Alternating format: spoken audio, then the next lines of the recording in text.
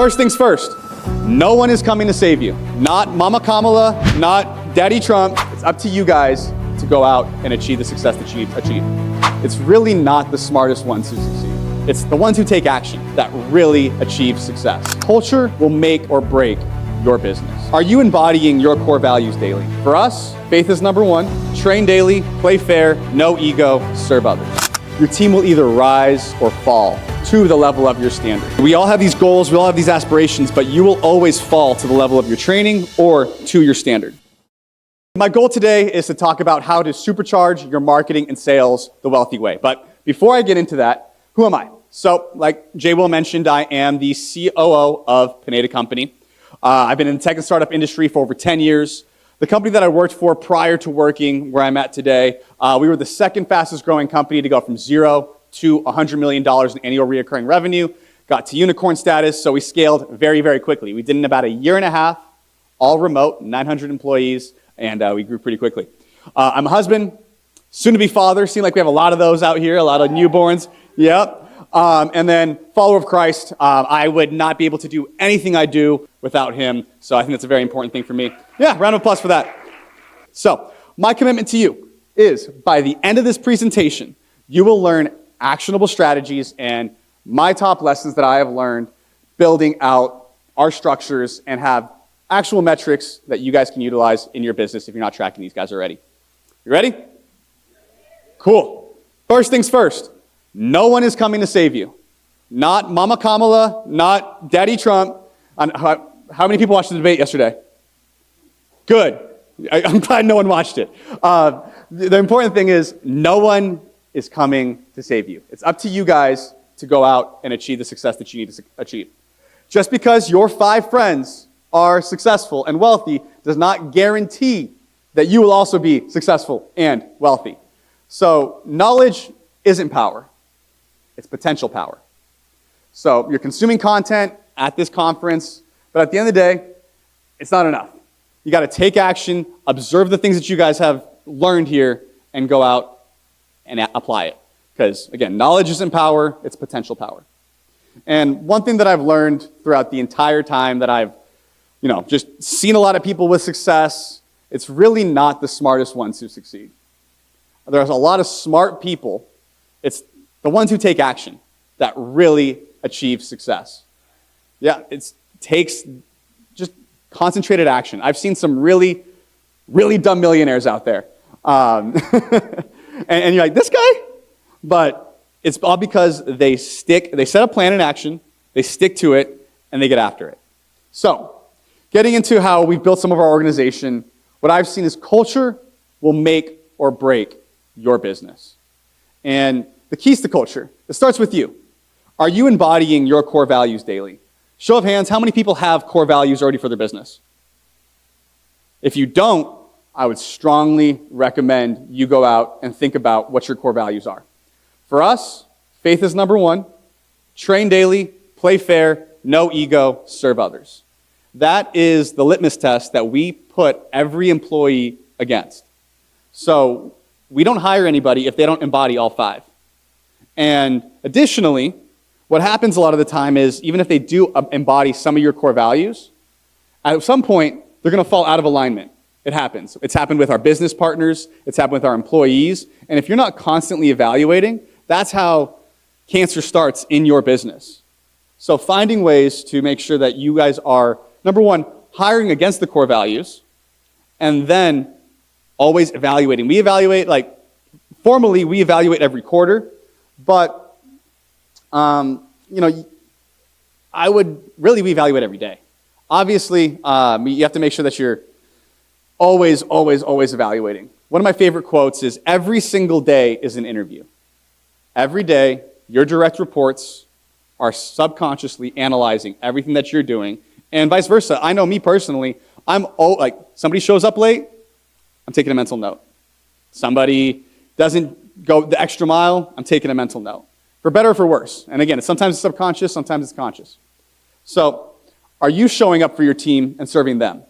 Are you providing the right tools, the resources, the training for them to go out and achieve the things that they need to go do on a daily basis? Are you investing in them? Just like I mentioned, the tools and the resources to go get it done. And most importantly, your team will either rise or fall to the level of your standard. I think it's a Navy SEAL quote. They talk about you'll lower to the level of your training. So it's not necessarily, hey, we all have these goals, we all have these aspirations, but you will always fall to the level of your training or to your standard. And for my solopreneurs out there, what do you allow for yourself? Because most people work harder for someone else than they do for themselves in their own business, which I think is so sad. One of the things that I've really focused on, and I try to treat myself as an employee to the business, right? I try to show up the same way I would for my boss or really my future self. So these are the keys for us when we are setting our standards. So we set clear and measurable standards for every member of the team. So we're very transparent from day one. These are the exact steps and the exact things that we need you to go achieve in order to be successful. One thing that I've learned is every role should only have 3 core metrics. Only 3 things that they're responsible for. So anything more than that, things get lost in the sauce. They don't know how to win. So it's like we're giving them the tools and all these different steps on how to go win, but they don't know which one's the most important. So keep it down to 3. So now let's just really break down how we built our brands. So this is the framework that we've used to scale all of our businesses. I listed a few of them. We've been in a lot of different spaces. We've been in the crypto space. We've been in the e-com space. And all those businesses. We've launched a tax firm. Actually, we haven't been in the financial industry, which is, I'm glad that we're out here chatting, because it gives us an opportunity to at least share ideas and figure out, hopefully you guys can learn something from an outside resource. So this is the exact framework that we've used. Offer, number 1, what are you selling? Number 2, marketing. How are people finding you? Sales, lifeblood of your business. Operations, management, hiring, firing, process mapping. That is the exact step-by-step that we go through for every business, right? Because number 1, always has to start with offer. So, and then of course, finance, cash management. So, offer, pretty straightforward. I'm not going to spend too much time on it. It's just the product or service that you guys provide, right? Most of you guys already have an offer, so I'm not going to spend a lot of time on it. But if we want to create an offer that people feel dumb saying no to. What are the things that we can do in our product offering to stand out from the competition? And so these are the couple strategies that we've used and that is applicable for every single business. Number 1, can we get it faster? Can we make it easier to use? What type of functionality can we provide that's different from our competition? Of course, there's always better pricing and then less risk. But what a lot of people don't think about is the cost of doing business with you. Because cost isn't necessarily just financial. Cost is the cost of time. How soon am I going to benefit from the service that you are providing? So I know sometimes I've worked with some credit partners and like, hey, you're going to get your stuff in 90 days. How can we shorten that timeline? How can we make sure that it's a lot easier for somebody to work with you? How much effort does your client need to put in order to do business with you? So can you make the application easier? Just like our presenter previously was talking about, it's super easy when I'm applying for an Apple Card. They already have all my info, and I just hit a few clicks and I get the application done. So how can you make that easier on your clients? Number 3 is the cost of opportunity. What is the customer missing out on by working with you versus somebody else? So meaning, that if you have some sort of budget, it has to be reallocated in some way, shape, or form for them to work with you. So how can you make it easier for them to move that money around? Or just the time, energy, and resources that go into that. So now let's get into marketing. Marketing trumps sales. Any guess on who said that? This guy. So the sales guy, Grant Cardone, has said marketing is more important than sales. So we know it's important. So the very first metric that everybody needs to track is your cost per lead. If you're not tracking this, I don't know what to tell you. So these are the factors that play into your cost per lead. Lead magnets. How can you guys get leads for free? So I'll tell you an example. Right now, everything that we do is centered around trying to offset our ad spend on Facebook. So if we can get leads for free on the front end, then everything else that we do on the back end is gravy. So what that looks like is right now we run a $4 funnel. So somebody comes in for a free trial, they pay $1, and then from there they get upsold another $4, gets them into our community, and after 7 days they get a free trial, they opt in, it's $297. So all I know is at the end of 7 days, I'm going to get $297, which offsets my upfront ad cost to get the customer in the door. So now I can scale that to the moon because essentially, if you really think about it, it's free leads. So if I get somebody to come in, opt in for the trial, and now that lead is free and I can upsell them into whatever my high ticket offer is, whatever my coaching is. So that's really the big thing that we're thinking about on the upfront lead cost. So then the second thing is platforms, the places that you're advertising. So, the standard ones, Facebook, Instagram, YouTube, direct mail. Just understand where you guys are going to be placing your ads and your content. Another one, of course, is organic content. I think the gentleman prior to me also mentioned it. We scale to multiple 7 figures without running paid ads. The power of, and I think we've had other people talk about it, the power of organic content is incredible. It's exponential. It does require time, and there's a lot of upfront lift that you guys have to put into it. But if you guys can get that growing, that's free leads every single day. So you don't have to worry about cost per lead at that point, right? And then, of course, the biggest one is ad creative, messaging, and targeting. We run like 30 different versions of the same ad, and then we're always split testing landing pages because we understand that small tweaks in the messaging and the creative are really what's going to move us forward. Right now, for those of you guys who are marketing on Facebook and Instagram, they really don't care about the targeting. AI takes care of 95% of that. What they care about is the creative and the copy. If you can dial that in, and you can have a bunch of different versions and use ChatGPT for it, but if you can do that, you will be successful with your ads. Just create good copy, create great creative, and you will succeed on Facebook ads. People say that it's very competitive right now in the Facebook marketplace and all that, but in reality, if you're just putting out good content, you will succeed. But none of that matters if you do this wrong. Selling to the wrong audience. So what I mean by that is, here's a case study. In the early 2000s, Old Spice was considered a brand for like 50 plus men. It wasn't the kind of fun, cool brand that you guys experience today. So they were losing significant market share to brands like Axe, Gillette, and they were actually at risk of shutting everything down. And of course, so what did they do? They kept the exact same products, the exact same offer, so they didn't tweak anything. They shifted all of their marketing to men aged 18 to 34, and the results were one of the most iconic marketing campaigns that we've ever seen. I'm sure a lot of you guys have seen this guy at some point. Yep. And sales, of course, went through the roof. The point that I'm trying to make is you can keep the exact same offer that you have, and how can you repackage it to a possibly more profitable and a higher converting audience? You might not need to change your product suite or anything. It might just be the people that you're attracting into your business.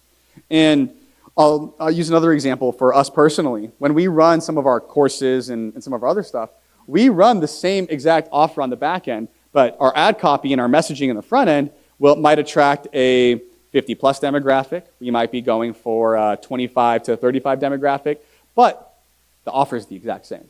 But of course, the landing pages, the copy, the way we dress it up is totally different. So how can you guys apply that into your own business? So second metric to track is connection rate, because a great cost per lead means absolutely nothing if no one picks up the phone when you call. So if you guys are buying leads, or if you guys are using any type of marketing, doesn't matter. If I get leads for $1 but no one picks up, it doesn't make sense. So these are a few ways that we increase our connection rate. Speed to lead is extremely important. Text and email automation. So the second a lead comes into our CRM, they're getting a text, a phone call, and an email immediately. Increase friction in the application process. So what I mean by this is, let's say you're getting a ton of leads in the door, but they're either not qualified or they don't make sense for your offer or whatever it might be. What we would do is we would add more questions or more friction in that application in order to make sure that we get more qualified people. This only happens if you have too many leads. In the beginning, I would rather just talk to everybody. But additionally, I reduce booked calls to 48 hours out. We don't do anything further than 2 days out. Because the reason is people book a call and they forget, and then you get no-shows and we deal with a whole other problem. So always reduce it to 48 hours. And of course, automated text and incentives for them to hop on the phone to make sure that they are going to come through. And an example of this is a lot of tech companies do this, where they will give like a free Amazon gift card or a free Chipotle gift card just to hop on the phone with you. Obviously, it has to make sense financially on the back end, but what are ways that you can offer incentives for your business, your offer? Now, one of my favorite stats, and this makes, once I realized this, all of our business has been shifted to speed to lead. If you can connect with a lead within 5 minutes of opt-in, your chances of closing them go up by 80%, which I think is crazy. So obviously, strike while the iron's hot. The second a lead comes in, somebody should be calling them within regular business hours. So, third metric to track is offer percentage. Of the people we talk to, how many are actually qualified for the offer that come through? So, again, to recap, 3 core metrics: cost per lead, how much is it to get someone in the door; connection rate, how many people did I actually talk to that got in the door; and then offer rate. Of the people I talked to, how many were qualified for the offer that I made? If you understand these 3 core metrics and you can track them like a hawk, you will be successful when it comes to the front-end marketing. Next, sales. So, sales is the lifeblood of your business. Any guess on who said that? Me. So, sales, the very first metric that we track, that everybody tracks, is close rate, right? So, how many people did I talk to? How many people did I close? Basic ways to increase your close rate. Number 1 is hire better talent. Just stop hiring your sister-in-law, your brother's cousin, that's probably your cousin too, so not a good example, but you know what I mean. Stop hiring people with a pulse, because that's the biggest mistake that a lot of early entrepreneurs make. Like, hey man, I want to give this guy a shot. I like his vibe. That's not going to work.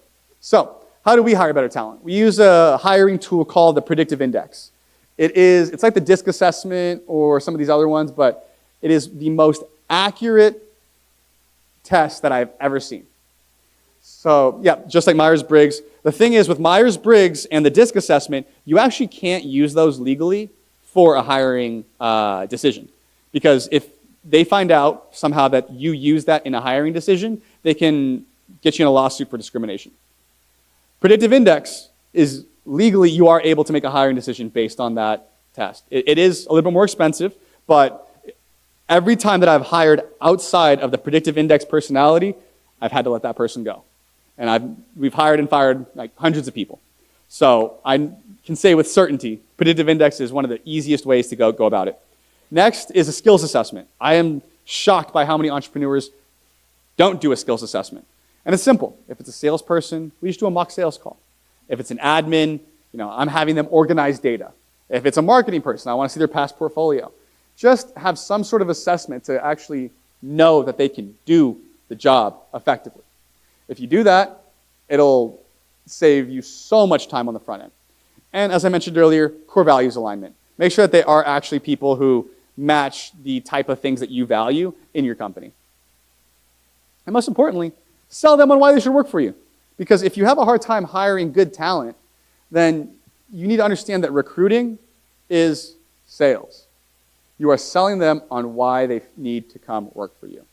So if you feel like you can't attract top talent or you're having a hard time getting them in the door, as an entrepreneur, do you remember that feeling when you quit your job to start your business? It's a scary feeling. It's apprehensive. And they're quitting their job to come work for you. And they're quitting their safe job to come take a bet on you. So you've got to make sure that you're selling them well. Other things when it comes to sales, This is how we increase our close rate. Number one, scripting. Does the sales script that we have actually make sense, and is it converting? Number two, shorten the sales cycle. So, like I mentioned earlier, if we can keep the booked calls within 48 hours, if we can look at our sales cycle and say, hey, it's been taking us a month, what are the bottlenecks in the process in order to make sure that we can shorten that cycle as quickly as possible? Training frequency. So how often are you sitting with your sales team and actually training and going through the scripting? We train daily. It's one of our core values, and it's one of the things that we implement in our business. We have our sales managers sit down every single day, and it's monotonous. It's boring. That's why I don't do it. But you got to have somebody in the business who is going to be responsible for training and guiding your sales team. And then, of course, there's like training style. There's a lot of sales gurus out there, and you can kind of pick one that works for you. And then, of course, team and individual incentives. We do all kinds of fun stuff. I took the team to Nobu. We went for them hitting their sales goals. We do cash bonuses. We do items. And we have to figure out what motivates our team as well. So we have to figure out, motivates our individual person, I should say. So some people like public recognition. Some people just want cash. Some people want to be valued by the team. So you have to figure out what makes each person tick on your team in order to make them successful. So, second metric that we track is average order value, or cash collected to simplify it. So, how to increase your AOV? Offer additional features and products. So we'll product stack. So along with the coaching that we offer, along with the other things, we have a CRM. We have an agency where we run Facebook ads for our clients. We have a deal finding software. So what things can you look into within your business that vertically integrate, that either you can affiliate for, or that you can actually build out within your own organization to increase that average order value? Payment plans. So how can we just get cash in the door so that way down the road we're going to collect cash further? And like I mentioned, affiliate partners with congruent offers. And then community. So people will buy to get the information, but they stay a lot of the time for community. That's why I'm sure people put on events. That's why people like coming to things like this, because they get to network and connect with other people who are like-minded. So community is probably the most underrated thing on here. And that's why people like Alex Hormozy invested in school games, invested in all these community-based things, because they understand that if you can build a community around your product, around your offer, then you will be a lot more successful. And if you look at a lot of the marketing, people talk about, Gen Z and how they connect with products and services. Previously it was you could make a cool aesthetic Instagram page for millennials and it would work. Now Gen Z, they buy based on community. So they buy based on the feeling that they get when they buy the product, the service, how they interact with you, and how can they get their friends involved and build out that community as well. So it's super important. So the most important front-end metric to track, period. It's your cost to acquire a customer. So this is, front end is number one, what's your cost per lead? And then how much does it actually cost you to acquire the customer? So quick calculation, it's the total cost of sales and marketing divided by the revenue acquired in a given period. So very quick, back of the napkin math. How do you calculate your customer acquisition cost? Last month, you spent $10,000 on marketing and sales team commissions. So it's all things required on the front end. So it's not just what's your cost per lead, it's also whatever you paid your sales team to go acquire that customer. So let's say you spent $10,000 on both of those things. You acquired 10 customers. Very basic math. Your customer acquisition cost is $1,000. So what is LTV? So LTV is the average amount of money a customer spends with you during any given time. So how do you understand your LTV? So a customer spends $4,000 one time and then buys another $1,000 product from you a year later. Your LTV for the year is $5,000. So how do you understand if your business is actually healthy and you guys are achieving the things you need to achieve and you guys can grow? So at a minimum, for a healthy business, it's a 3-to-1 LTV to CAC ratio. So here's an example. Your LTV is $5,000. Your cost to acquire a customer is $1,000. Your ratio is 5-to-1. You got a good business. Ideally, what people like to look for is a 10-to-1 ratio. And people like Hormozy and Acquisition.com and all these guys, they're looking for like a 30-to-1 in order to like really look for a scalable business that they're going to invest in. And so if you guys want to sell your business down the road, this would be the magic number that I'd be looking for. A minimum 10-to-1, and then if you really want to get these high multiples, like 30-to-1 plus. So, final thought. The best CEOs, they're not the best thought leaders. They're not the best salespeople. They're not the best strategists. They're definitely not the best operators. The best CEOs are the best resource allocators. What I mean by that is they're constantly auditing what are the highest and best use of their time, their money, and their resources. Every day, I take a look at the business, and I'm like, hey, what am I doing that doesn't make sense for me right now? And what are the things that either I can delegate and eliminate, or what are the things that just don't even serve me at all? Right? So understanding, if you can do that for yourself, and then understand what is the highest and best use of my marketing team's time? What's the highest and best use of my product team's time? Because there's only so many things that you can do in a quarter, in a year. So if you can think about what's actually going to move the business forward, you're going to be way more successful. So in closing, guys, if you guys want to connect with me, here is a QR code, takes me to my Instagram. If you DM me, I will give you a 113-page curriculum that we take all of our students through that talks about, only talks about marketing and sales. We talk about the finance portion, everything. It's free, no charge to you guys. But thank you again. Let's go. Real quick, Javi, real quick. I know we got probably one of the sharpest entrepreneurs in the room, total badass. And I know we have some questions out here in the audience. Let's do some Q&A. We got time for a few. Hi, Janice O'Connor, Ready, Start, Grow. I just wanted to make sure I understood your 48-hour rule. So don't talk to them until 48 hours? No, talk to them within 48 hours. Within 48 hours. So ideal, and that's for booked calls. So somebody wants to schedule a phone call with you. When a lead comes in, I want to get to them within 5 minutes. So I want to get to them immediately. Now, if let's say you have some sort of like setter and closer model, or if you are taking calendar bookings, personally, how many employees do you have? 2? I wouldn't even have a calendar booking. I would just have them fill out the application and get to them as quickly as possible. Because when you're just starting out, you want to, every lead is gold. Every single person that's filled out information, unless you're running paid ads, and even then it's even more important because you're spending money. Each one of those leads costs $100, $200. So if I was at your level, personally, I wouldn't even have a book a call. I would say a lead comes in and somebody's calling them immediately. What else we got? Okay. I'm coming.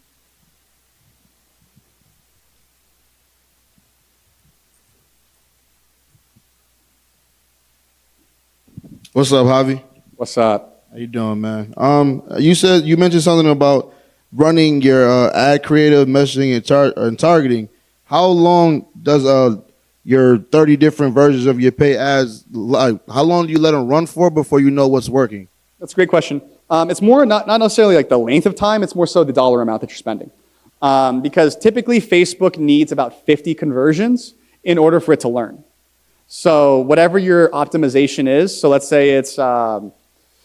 Conversions meaning a lead that they came through? Well, and that's my point. So it depends on what you're optimizing for. I personally would be optimizing for leads, but some people optimize for clicks. Some people optimize for video views, which is a totally different type of campaign. But to answer your question, I typically want to see 25 conversions before I make a decision on the ad creative.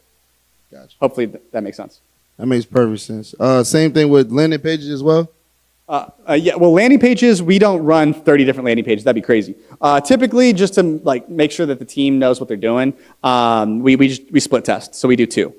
And one of the big things that we really focus on as well, and we learned this from Russell Brunson, is you never get rid, and it's common sense, but you never get rid of the winner. You always test against the winner. So let's say you have a winner, you split test against that, and you run a little bit of traffic from it.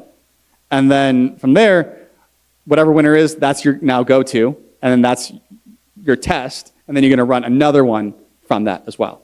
Does that make sense? So always keep your main winner where you're going to send probably 80% of your traffic to, and then do another one for the other 20%, and you can test on that one. Does that make sense? What about timing? So if someone opts in at 8 p.m., is your sales team 24/7? No. So within regular business hours, but we always have email and text automations going out 24 hours.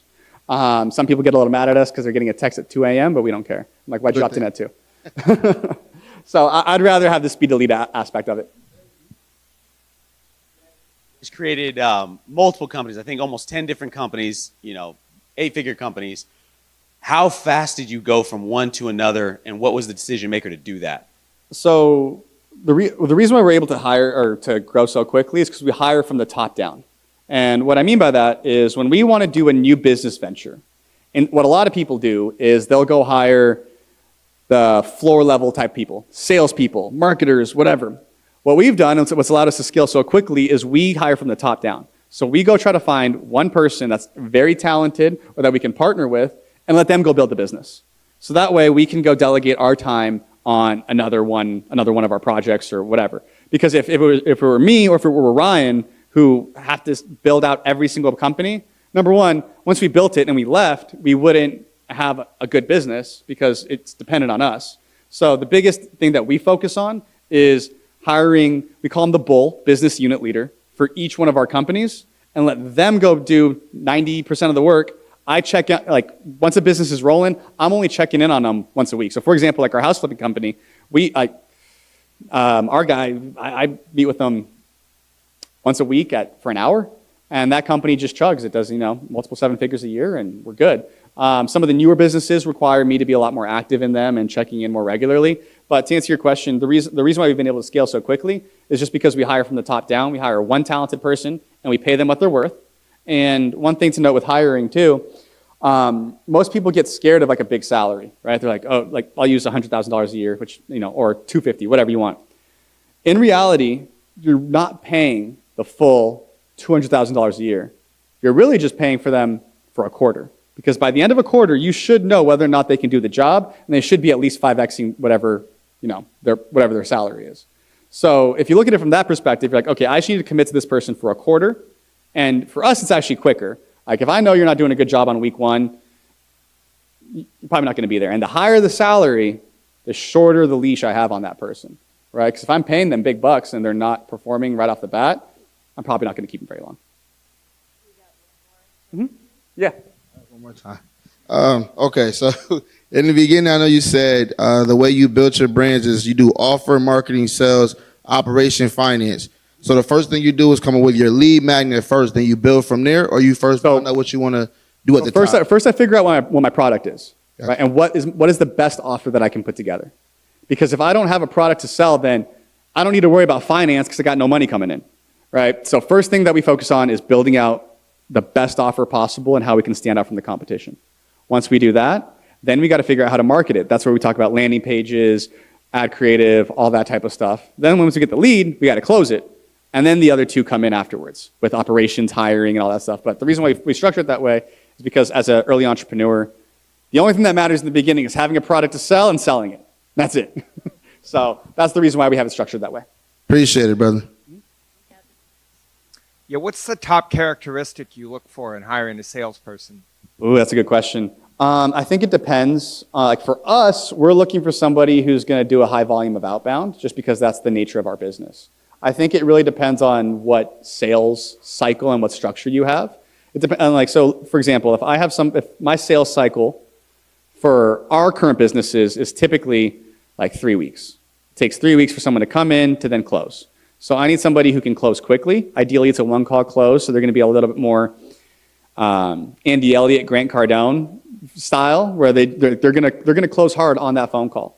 So that's kind of one of the top qualities that I'm looking for is tenacity and the willingness to close.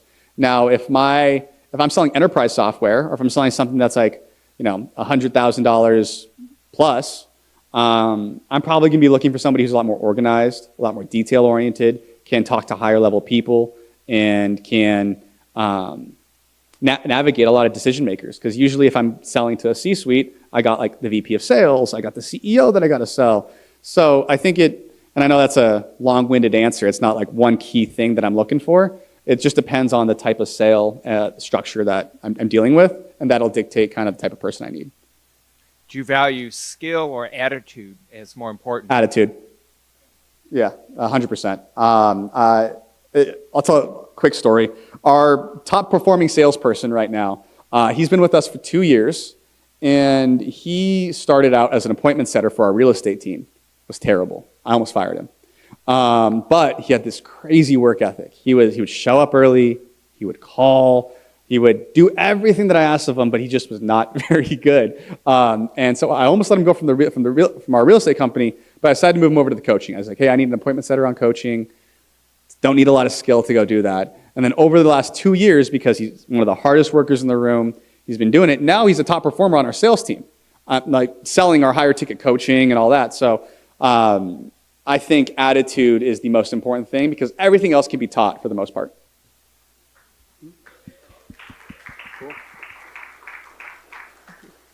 Anybody else? Oh, Maria. Do you use AI in any of your sales and marketing? Absolutely, and we're using it more. So in marketing, we have, just by a show of hands, and it's okay if no one raises their hand, how many people have heard of Ryan Pineda before this conversation? Okay. And then how many people have received like emails from us or text messages from us? Multiple, like Probably too many. And so we send out probably 1 million emails a month. We have one girl who writes all of our copy for emails, texts, landing pages, everything. And so she wouldn't be able to do that without using AI. So we use it in that regard. Additionally, we play around with like AI follow-up. So we have AI that sends out text messages at certain times based on like buying intent. So we can track clicks and stuff like that on our website. Additionally, it's kind of creepy, but and everybody kind of knows this by now. But you know when you go to a website and then all of a sudden you get their ads. So we're able to do like, and Facebook kind of had a little bit of they cracked down on it a lot. But now with the software that we use, we get even if they just visit the site, we get their name, email, phone number. They didn't opt in. Name, email, phone number, credit profile, so we know how much they can afford. And I think it's like 40 other data points. It's pretty crazy. So every time that you visit a website, they probably know everything about you already, at least like some of the bigger websites. So those are a few of the ways. Additionally, like when I use it as an assistant now too. Like whenever I'm trying to think about, like I have it map out whatever process that I'm doing and stuff like that. It just kind of plugs it all in.